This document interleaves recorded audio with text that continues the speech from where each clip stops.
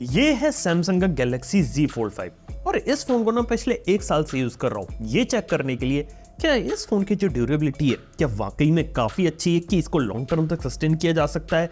क्योंकि इससे पहले मैंने एक और एक्सपेरिमेंट किया था जिसके अंदर मैंने वन प्लस के फोन के अंदर पॉपअप कैमरा टेस्ट किया था और उसे तब तक चलाया था उस फोन को जब तक उसका पॉपअप कैमरा जवाब नहीं दे गया। लेकिन यहाँ पर एक सिमिलर चीज कर रहे हैं सैमसंग के Z Fold 5 के साथ। क्या फोल्डेबल फोन आज के समय में इतने ज्यादा एडवांस हो गए क्या लंबे समय तक आप लोगों का साथ दे दें। अब टेक्निकली फोन को तो लॉन्च हुए 1 साल हो जाएगा लेकिन मैं पिछले सब तक 8-9 महीने से इसे यूज यहाँ पे कर रहा हूँ और उसका एक इंप्रेशन यहाँ पे शेयर कर सकता हूँ। क्या क्रीज यहाँ पे बढ़ी है कि नहीं, क्या ड्यूरेबिलिटी में कोई दिक्कत आई कि नहीं, और जब मार्केट में दूसरे फोल्डेबल फोन्स आ रहे हैं तो उनके अंदर ऐसा क्या अलग क्या यहाँ पर हो रहा है, सबके बारे में वीडियो के अंदर बात करेंगे। अब देखा जाए तो सबसे बड़ा सवाल आता है कि अगर फोन को मैं रोज खोलूंगा बंद करूंगा तो क्या इसकी क्रीज यहाँ पे बढ़ेगी।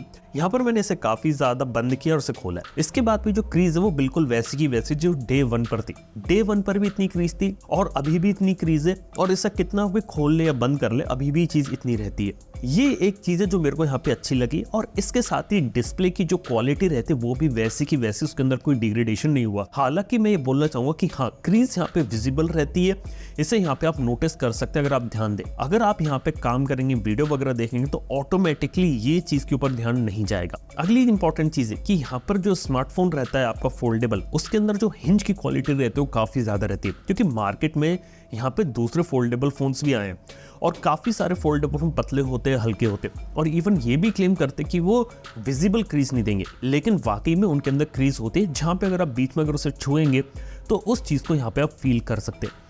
अगली चीज यहाँ पर है कि हिंज की जो क्वालिटी रहती है वो सैमसंग ने काफी अच्छी डाली है जिसके अंदर इसकी खास बात मेरे को लगी कि इसे मैं किसी भी एंगल पे से रोक सकता हूँ। अगर मैं हिंज को अगर मैं 5 डिग्री पर भी सेट कर दूं ना तो भी ये उतना ही ओपन रहता है क्योंकि जितने भी फोल्डेबल मैंने यहाँ पर देखे, इवन कुछ ऐसे फोल्डेबल फोन जो इंडिया में मिलते भी नहीं है वो भी ये चीज नहीं कर पाते। इसके साथ ही बात करें तो IP रेटिंग का भी मेरे को फायदा मिला। थोड़ा बहुत बारिश का पानी यहाँ पर गया लेकिन फोन को कोई भी डैमेज वगैरह नहीं हुआ तो वो चीज मेरे को अच्छी लगी कि यहाँ पे ड्यूरेबिलिटी के ऊपर ध्यान दिया गया और 5 जनरेशन में चीजें इंप्रूव हुई है। सिर्फ एक चीज मेरे को यहाँ पे ऐसे लगता है कि जो फोन रहता है ना ये कंप्लीटली फोल्ड करने के बाद ना थोड़ा सा मोटा लगता है। अगर आने वाले वर्जन अगर इसके पतले हो जाए तो वो बहुत सही चीज है क्योंकि टेक्निकली जो फोन है ऐसा लगता है कि आपने एक साथ 2 फोनों को यहाँ पे रखा हुआ है। और हाँ इसके ऊपर मैंने कवर और केस भी लगा रखा है। उसके पीछे का रीजन सिंपल सा बता देता हूँ, ये कि फोन मेरे को लग रहा था डेलिकेट रहेगा और इसकी ड्यूरेबिलिटी पे सवाल आ सकते हैं, इसलिए सोचा एक अच्छा कवर केस यहाँ पे लगा लेते हैं। कवर केसेस मैंने इसके ट्राई करे, थर्ड पार्टी कवर केसेस भी मिल जाते लेकिन मैंने देखा जो ऑफिशियल सैमसंग के केसेस थे वो बेटर है। बस प्रॉब्लम ये कि फोन की कीमत के साथ साथ वो कवर केसेस भी बहुत महंगे। अगर अच्छे कवर केसेस मार्केट में आ जाए और थोड़े अफोर्डेबल रेट में आए तो बेटर चीज रहेगी। अगली चीज यहाँ पर ऑब्जर्व करिए कि साइड माउंटेड फिंगरप्रिंट स्कैनर है, कम से कम यहाँ पे अंडर डिस्प्ले फिंगरप्रिंट स्कैनर दे देना चाहिए था आगे की तरफ। इसके साथ ही बात करें तो ओवरऑल इसका जो फोल्डेबल एक्सपीरियंस है वो कैसा है। देखो एक बात बता देना चाहूंगा कि सैमसंग है ना पिछले काफी लंबे समय से फोल्डेबल फोन्स बना रही है और उसने एक बात अच्छी करी कि दूसरी कंपनीज के साथ काम किया और एप्स को ऑप्टिमाइज किया। जैसे कि बात करें अगर मैं इंस्टाग्राम की ऐप लूं तो फोल्ड के हिसाब से बहुत अच्छे तरीके से ऑप्टिमाइज है। अगर आप नॉर्मल इसके कवर स्क्रीन पे स्क्रॉल कर रहे हो और उसके बाद अगर आपने इसे ओपन कर दिया, ऐप के अंदर जो स्केलिंग होती है वो बहुत अच्छी होती है। यहाँ पर मैंने दूसरे फोल्डेबल फोन्स को भी देखा, उसके अंदर यही प्रॉब्लम आती है कि ऐप की जो स्केलिंग है ना वो कंसिस्टेंट नहीं है। वहां पे अगर आपने फोन को खोल बंद कर दिया तो UI एलिमेंट्स में हल्के से ग्लिच आते हैं। ये चीज सैमसंग में नहीं होती। ये एक बात देखी मैंने कि एप्स का जो ऑप्टिमाइजेशन है वो अच्छा है।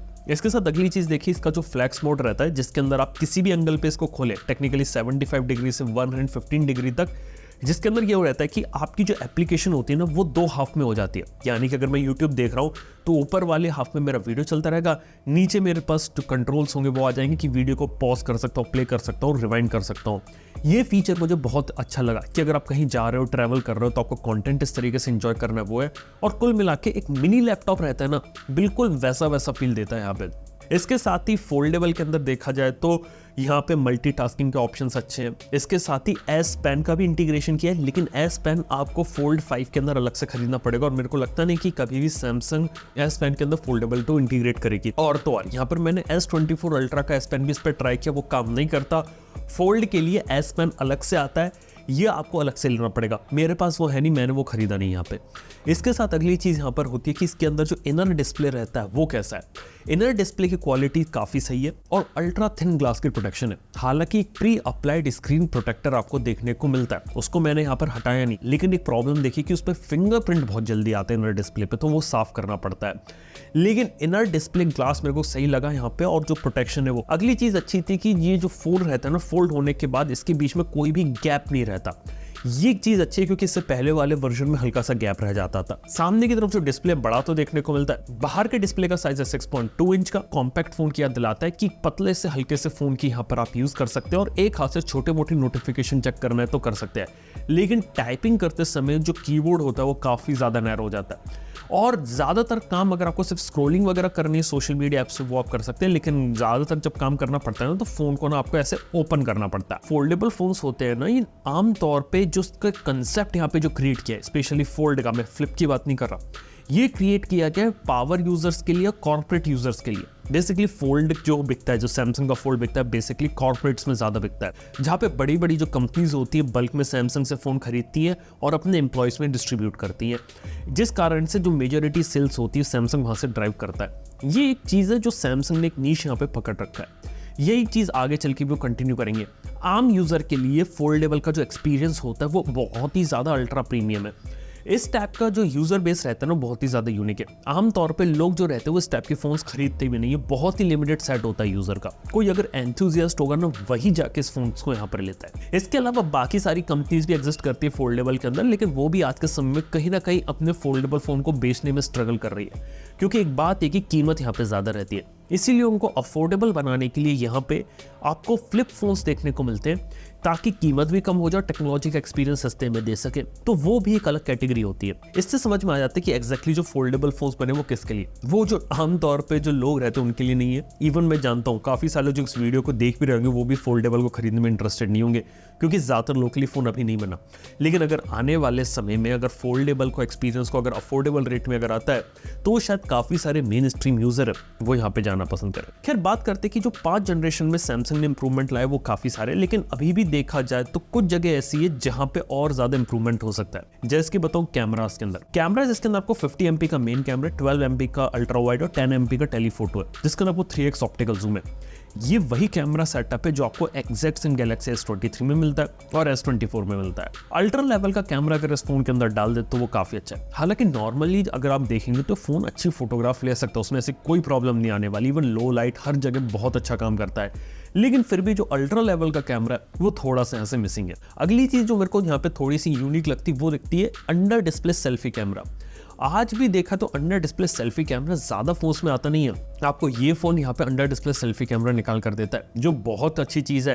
हालांकि अंडर डिस्प्ले सेल्फी कैमरा कोई ऐसी बड़ी चीज नहीं है, और टेक्नोलॉजी वाइज देखा जाए तो वो सेल्फीज की जो क्वालिटी रहती है काफी ज्यादा लो लेता है, इसलिए मार्केट में पॉपुलर नहीं हो पाया। लेकिन अगर आपको वीडियो कॉन्फ्रेंसिंग, वीडियो कॉल्स वगैरह करनी है उस केसेस में ये काफी अच्छा है। इसके साथ ही बात करें बैटरी की, तो यहाँ पे आपको 4400 mAh की बैटरी है। वेट डिस्ट्रीब्यूशन फोन का अच्छा है कि ऐसा नहीं कि एक तरफ भारी एक तरफ ज्यादा है, तो इन्होंने क्या किया कि बैटरी को भी इस तरीके से एडजस्ट किया कि फोन के अंदर जो वेट रहता है वो यहाँ पे बराबर रहे। और एक अच्छी बात यहाँ पर लगी कि फोन के अंदर जो बैटरी, अगर आप इसे पूरे दिन भी चलाना चाहे तो चला सकते हैं। छोटी स्क्रीन के साथ अगर चलाएंगे, कवर स्क्रीन के साथ, तो बैटरी आपकी लंबी चलेगी। अगर आप इसे खोल के चलाएंगे तब भी मैंने देखा कि बैटरी का बैकअप अच्छा था, ऐसी कोई यहाँ पर दिक्कत नहीं है। बस बात ये रहती है कि फोन को ना आपको बार बार यहाँ पे ओपन या अनओपन यहाँ पे करना पड़ता है। इसके साथ ही बात की जाए तो ओवरऑल मैं बताना चाहूंगा कि एक्सपीरियंस एक नॉर्मल यूजर के कैसा है। देखो अगर बात करें फोल्डेबल का जो एक्सपीरियंस रहता है, अगर आप इसे यूज करेंगे, एक्सपीरियंस करेंगे तो काफी अच्छा है, जिसके अंदर आप इसके सॉफ्टवेयर और एप्स को बड़ी स्क्रीन पे अगर आप जब यूज करते हो तो एक अच्छा एक्सपीरियंस यहाँ पे मिलता है, और आपको वेब ब्राउजिंग, कंटेंट कंजम्पशन में तो मजा आता है। इसके साथ ही छोटा मोटा अगर काम किसी को करना है तो वो भी थोड़ा बहुत काम यहाँ पे कर सकता है। बेसिकली ये एक 2-in-1 डिवाइस जैसा, जहाँ पे एक स्मार्टफोन और एक टैबलेट को मिक्स यहाँ पे किया जा सकता है। अब इंप्रूवमेंट देखा जाए तो सैमसंग ने कहाँ करे, मेरे को लगता है कि इसका हिंज काफी अच्छी क्वालिटी का बना है, जो अभी तक मैंने उसे रोज खोलता बंद करता हूँ इस उम्मीद में कभी फेल होगा, लेकिन अभी तक हुआ नहीं, और रियल लाइफ यूजर टेस्टिंग में इसकी आगे भी करता रहूंगा। इसके साथ ही इसके अंदर जो मटेरियल्स है वो काफी अच्छे इन्होंने यूज करे, खास तौर पे आउटर डिस्प्ले पे जो कॉर्निंग गोरिल्ला ग्लास विक्टर्स 2 डाला है वो, और जो अंदर अल्ट्रा थिन ग्लास डाला है वो। मेरे को कभी भी ऐसा डाउट नहीं है कि इसके अंदर आपको कोई भी ड्यूरेबिलिटी में ऐसा इशू देखने को मिल रहा है। इसके साथ ही जो वाटर रेसिस्टेंस है वो भी काफी अच्छी है, हिंज के आसपास भी पानी वानी चल जाए तो भी ऐसी कोई प्रॉब्लम नहीं आने वाली। अब देखने वाली बात है कि लॉन्ग टर्म तक इसका जो यूज केस रहता है वो क्या है। इसके साथ ही मैंने इसके अंदर कवर केस तो इंक्लूड किया है और कवर केस के साथ ही कई बार यहाँ पे गिरा है, लेकिन फिर भी देखा है तो फोन बहुत अच्छे तरीके से सर्वाइव किया है, तो वो एक अच्छी चीज यहाँ पर लगी मेरे को। और आपको बता देना चाहूंगा कि ओवरऑल जो फोन के अंदर जो एक कमी मेरे को लगती है ना, वो लगती है इसकी बल्कीनेस।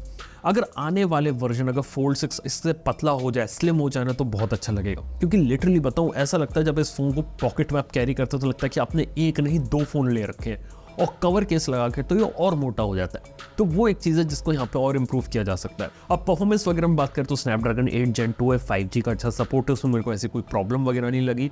और तो और बात की जाए तो स्टीरियो स्पीकर्स की क्वालिटी वगैरह वो भी मुझे यहाँ पे काफ़ी अच्छी लगी, ऐसी कोई प्रॉब्लम मेरे को नहीं लगी इधर। और सबसे अच्छी चीज़ लगी कि आज भी देखा जाए तो फोल्डेबल के अंदर सैमसंग गैलेक्सी Z Fold 5 का जो सॉफ्टवेयर एक्सपीरियंस है ना, वो यहाँ पे काफी अच्छा है। जहाँ पे दूसरी कंपनीज आज भी सॉफ्टवेयर के अंदर स्ट्रगल करती हैं, वहां पे इन्होंने सॉफ्टवेयर के अंदर काम किया है और One UI के साथ आता है। अभी इसके अंदर Android 14 का भी अपडेट आ गया है, वो भी अच्छे तरीके से चल रहा है। गैलेक्सी AI के जो फीचर जो S24 में आए थे, जैसे सर्कल टू सर्च वगैरह, वो भी यहाँ पर आ गए और लॉन्ग टर्म तक यूज करने में कोई प्रॉब्लम नहीं लग रही।